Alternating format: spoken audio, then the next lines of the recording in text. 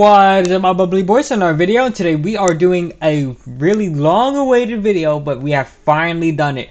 We made Live Twin Fiend Smith. So yes, I know you guys been asking for this a lot lately, but you know I had to take some time, really go in depth with this deck, and I think I found what build I'm really most comfortable with, and I'm happy to bring you guys this list. So without further ado, I won't waste any more of your time. Before we get started, don't forget to like and subscribe. We're trying to reach 500 subscribers, so if you haven't already, please consider subscribing. And let's get on to the deck profile. So, at the end of this video too, I do have a one-card combo I like to show you guys. With one card, you could like make an entire, almost unbeatable board. And it's just, this deck is really insane. Now that Live Twin is able to do one-card combos, literally, I think makes this the best variant of all time. I'm not even gonna lie. I think this may be the best variant for Live Twin. Just depends on how the meta shapes to be. But I think this may be the best version of Live Twin. So to start things off for our starters, our Live Twin starters, we're running 3 Lila, 3 of the regular key skill, 3 Sunny Snitch, and 3 Secret Password. Reason being, 3 Lila, of course, you have to run 3 Lila because key skill Frost is absolutely insane. 3 key skill is, I'll get into that into a bit. 3 Sunny Snitch, of course, this is your Searcher, your Rhoda, and then this Secret Password basically searches your Rhoda, so why not? The only thing I'm kind of worried about this deck is with Droll.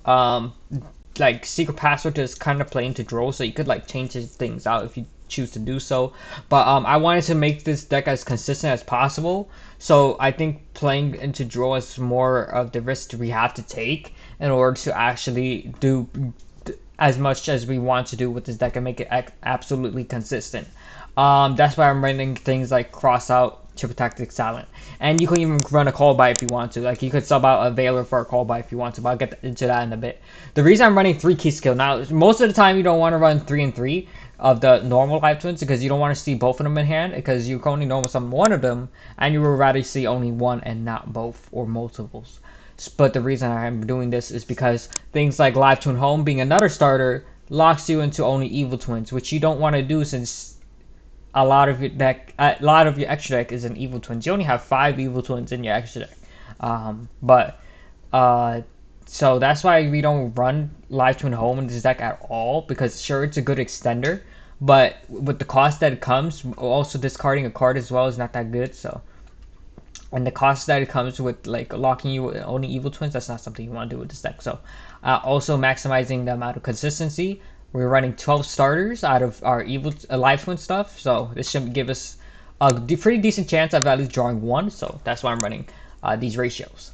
And of course, for extenders, 1 Frost, 1 Treat. Since we're running the 3 key skill, of course we have to run the 1 Treat.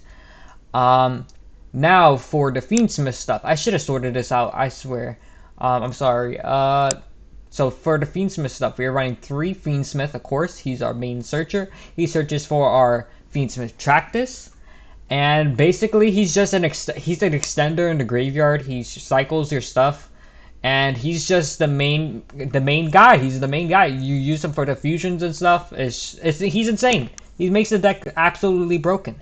And what Tractus does, it adds a 1 Light Fiend monster from your deck to your hand and discard 1 card. So usually for your combos, mid combo, if you don't get interrupted, you get your Fabled Lurie. And Fabled Lurie, basically when it's discarded, you special summon it, right?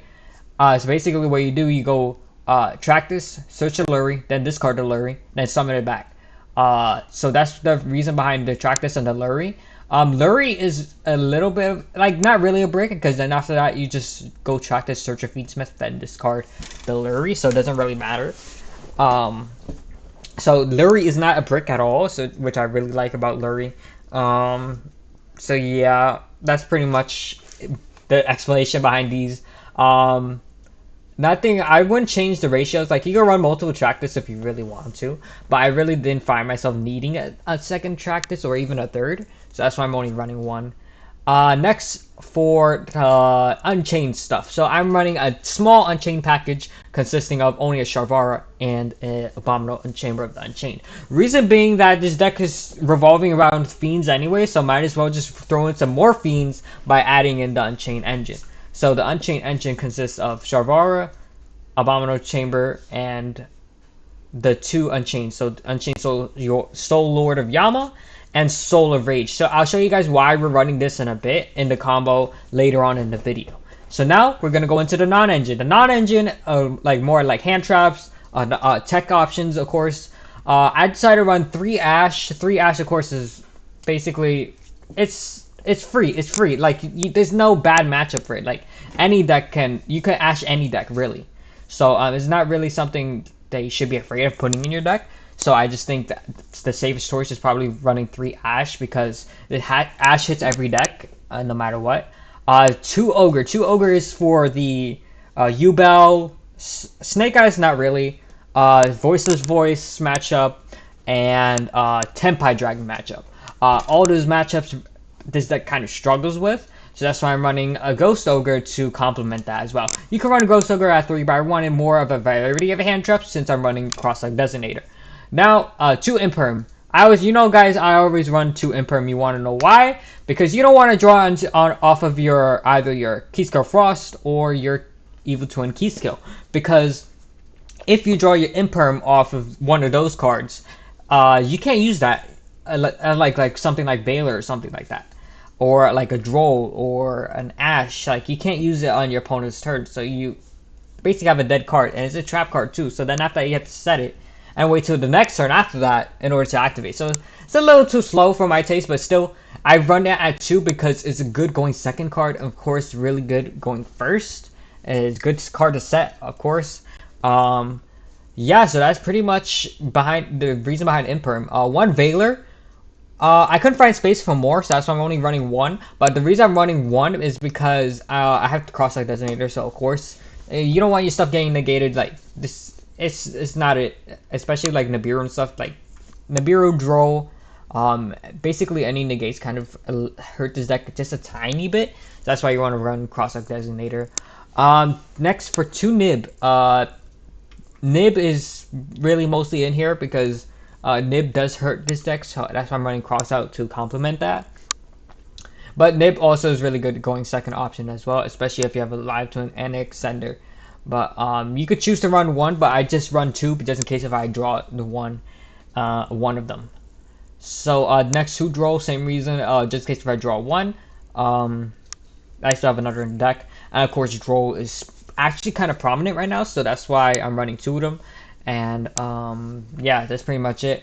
3 Crossout. This Crossout's honestly been carrying me so many games that you have no idea.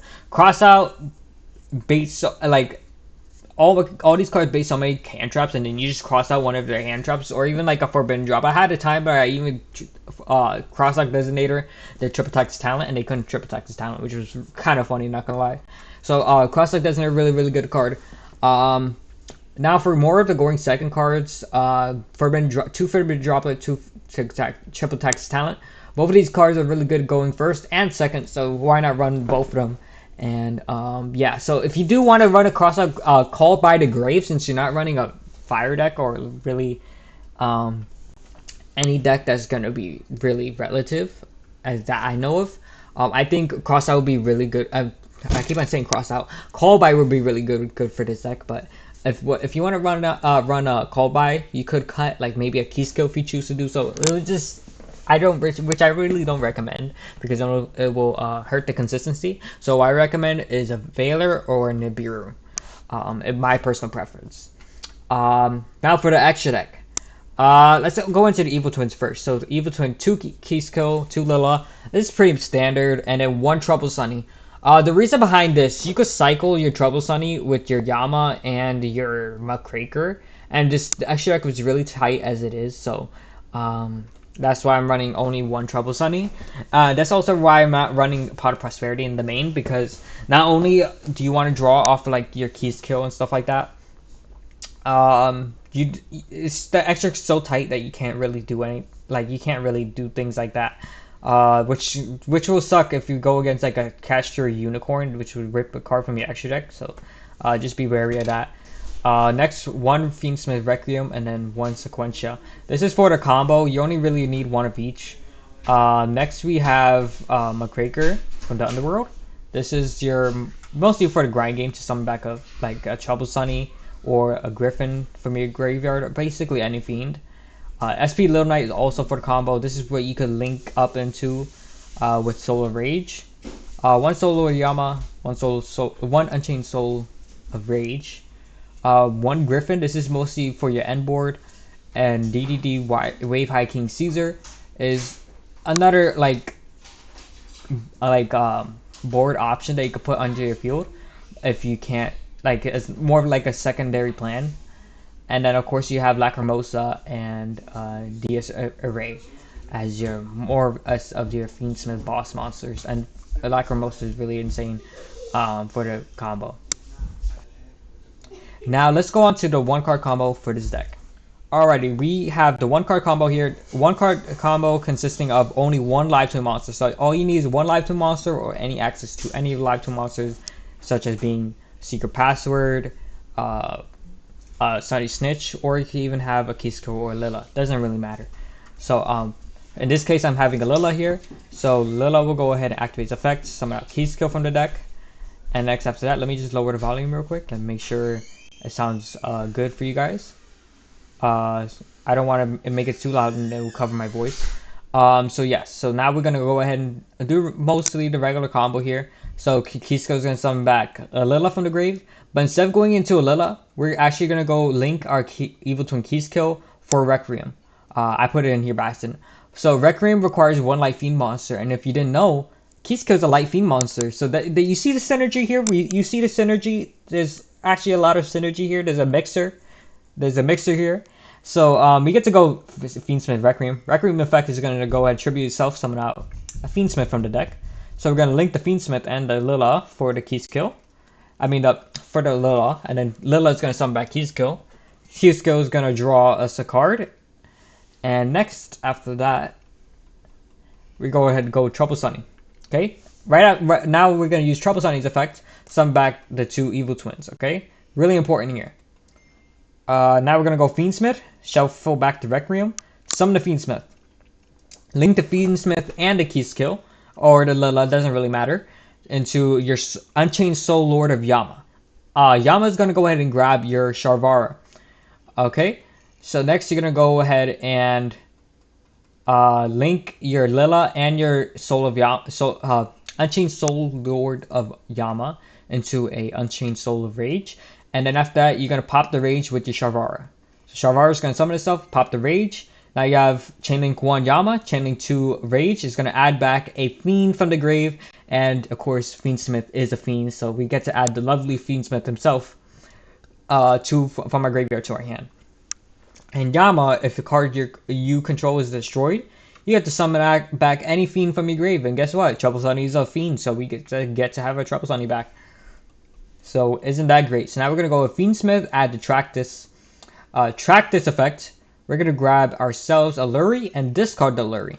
So see what I said earlier? You get to go ahead and grab the Lurie, discard the Lurie, and then after that you get to summon the Lurie again.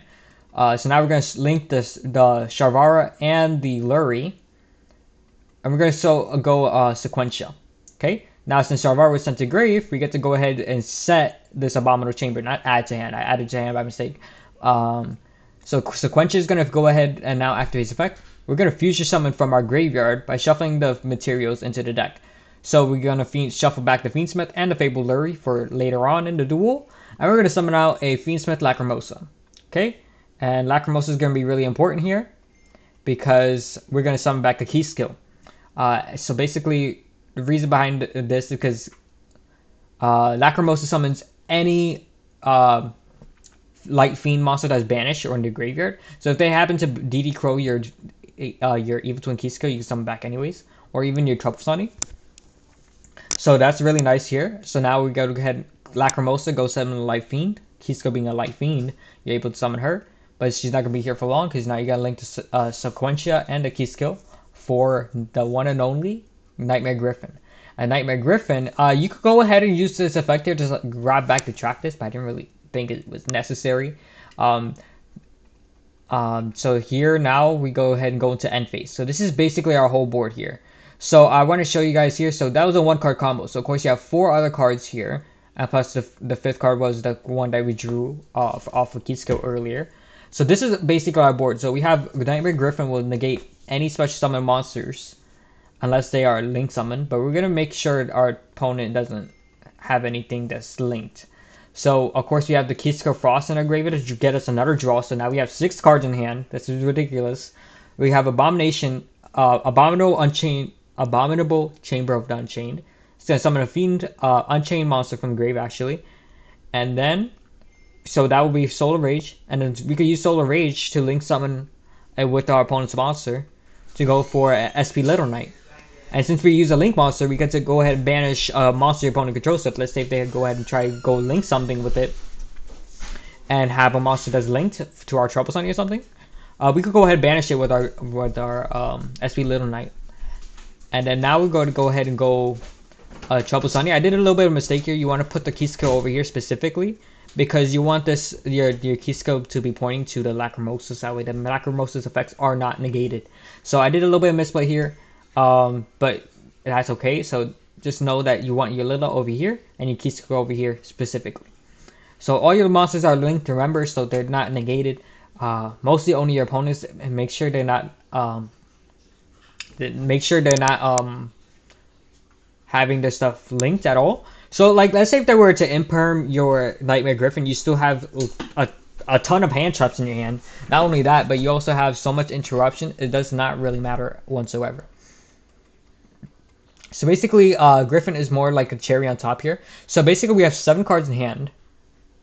We also have a Trouble Sunny for next turn, which we could send like a little or something and set a card from our opponent's field to grave. So that is it for today's video. Hope you guys enjoyed this video. Don't forget to like and subscribe, and I'll see you guys next time. Peace.